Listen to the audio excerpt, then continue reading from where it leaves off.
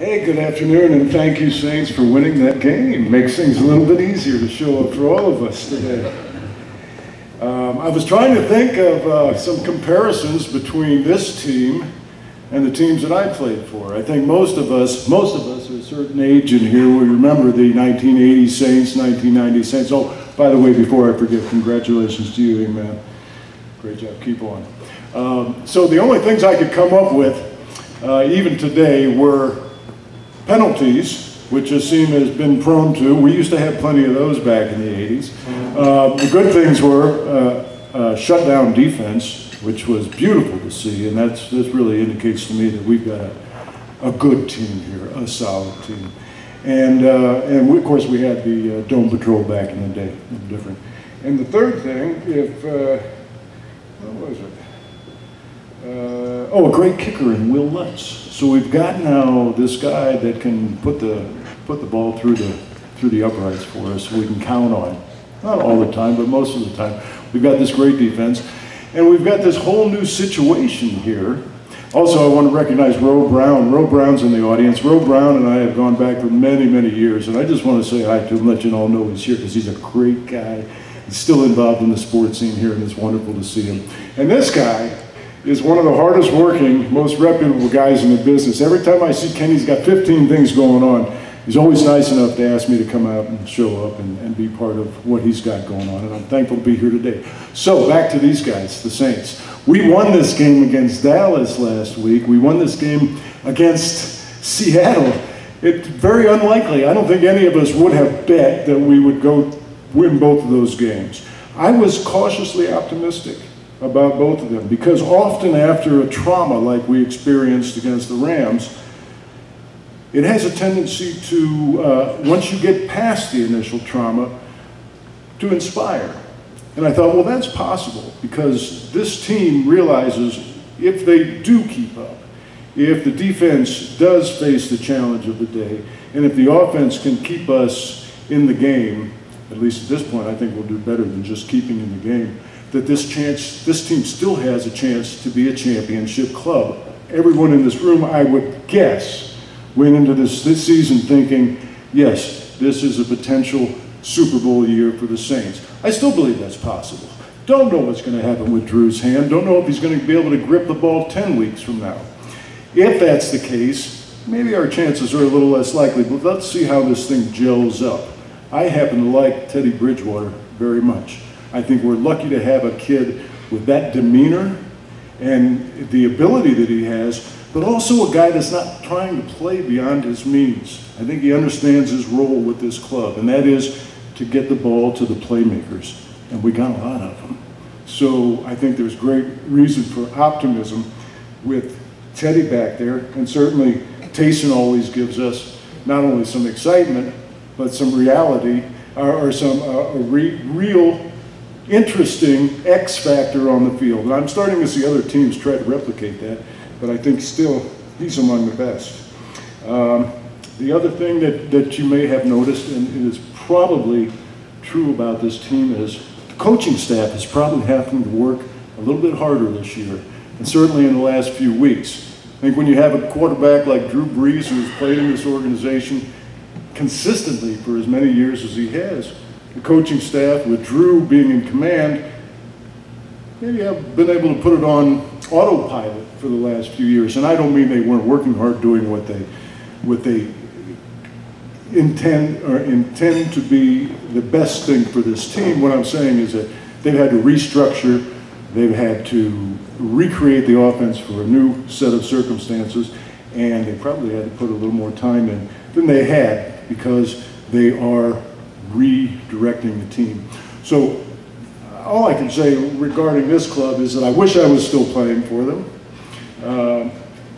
I would be happy to play for Teddy Bridgewater. I think Teddy has played well since the preseason and just has not had the support from his players around him to allow them to be as good as they can be. Now it's getting better. In the preseason they didn't get much help, a lot of drop passes, many other things, but I think that he can be better, the team can still be better, and we can hang in there. So I'm optimistic.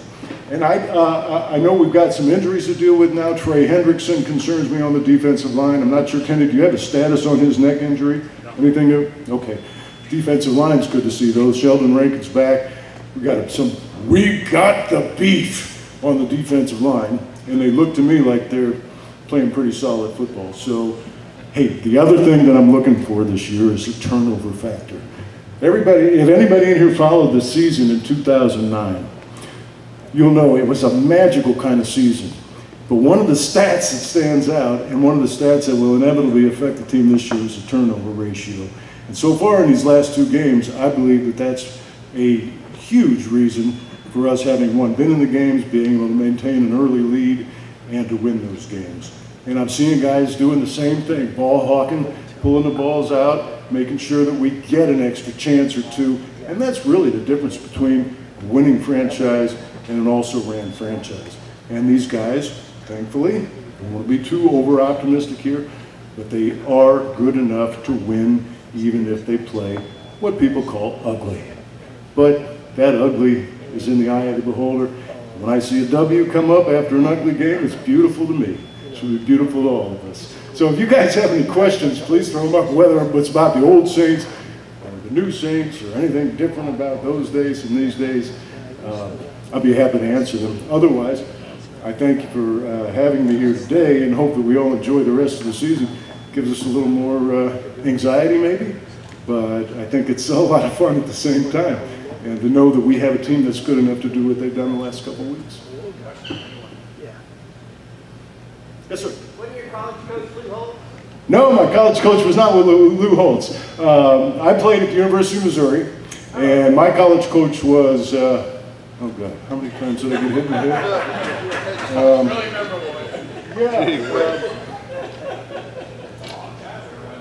Warren, I'm killing myself. Warren Powers. Now, Warren Powers, I think, was from Washington the year before or the state of Washington, one of the schools up there before he came to the University of Missouri. And he followed, I'm not even going to try to remember the name now. But we were successful. We had a really good team. We had guys like Kellen Winslow. Phil Bradley was our quarterback. We had James Wilder as a running back. Several other guys that went into the pro ranks. We never did ascend to the top of our division. But no, I did not play with Lou Holtz. He was Arkansas coach, I believe. Is that correct? During that era. Yeah. Anybody else? Go Brown. As an offensive lineman, how do you feel about all of the holding calls that have been called? As an offensive lineman, how do I feel about all of the holding calls? Well, I know you don't need to ask that question. You know, holding is a very subjective call, unless it's very obvious. The idea back then, and I think it still is with the guys, even though they're much bigger than we used to be, I topped out at 285 at the end of my career. I'm now about 240. So big difference. Now when I walk on the field, I feel like a little guy. I mean, really a little guy when I stand next to the guys, even the wide receivers and kickers in their pads. I'm thinking, God, how did I do this? But the holding calls, you know, it's like any other penalties, and you got to roll with it. But the idea was always, because the shoulder pads come down like this in the front, there's a hard surface. The idea was to get that clasp in there. You can't see it, the official can't see it, but if you're in here and you can get a hold on this guy and extend your arms, then you've got some leverage. Then you can move them. But when you get up over the shoulder, you get around the outside of them, you spin them around, that catches the eye of the official. So, no, I hate holding penalties. And a lot of times, frankly, they called holding penalties on me that weren't holding penalties, at least in my opinion. Probably most of the time.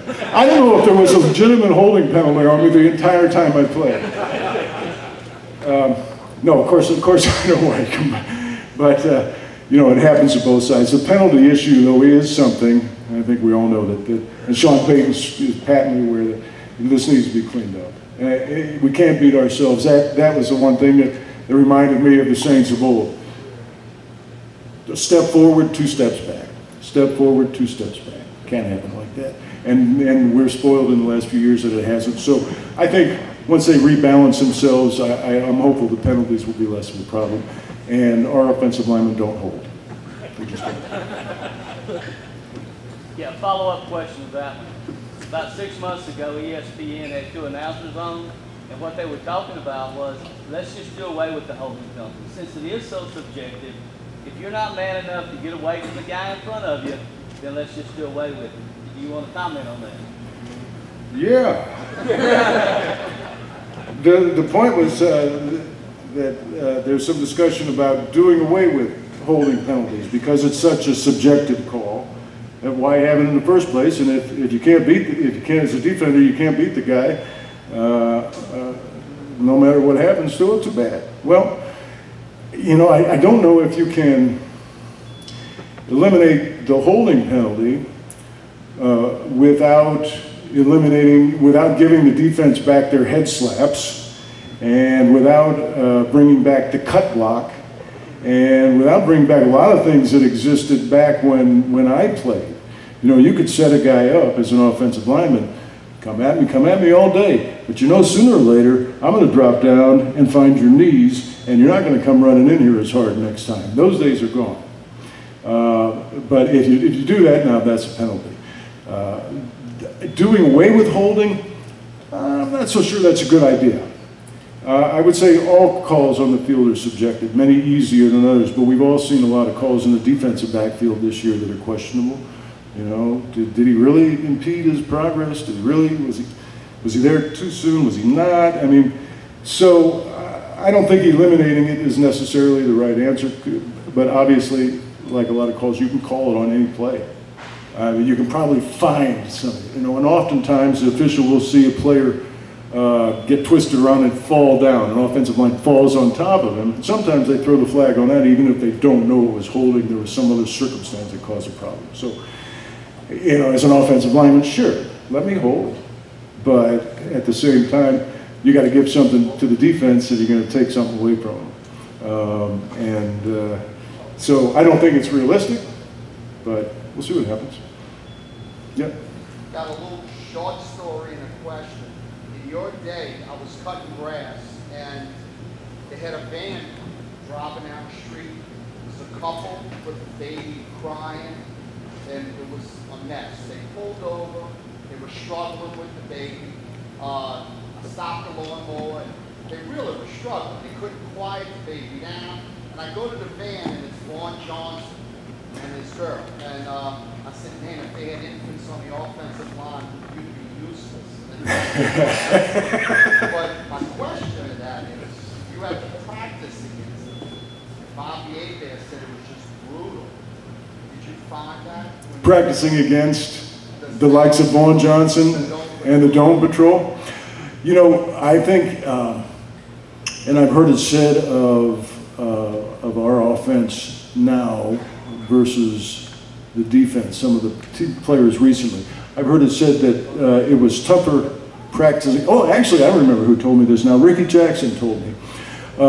Back when he was, obviously when he was playing, he had a harder time practicing against John Tice and Hobie Brenner. These guys were good tight ends. Not so fast, but good tight ends and good blockers. He said he gained more out of practicing against them and was ultra prepared for the games after the workouts against these guys.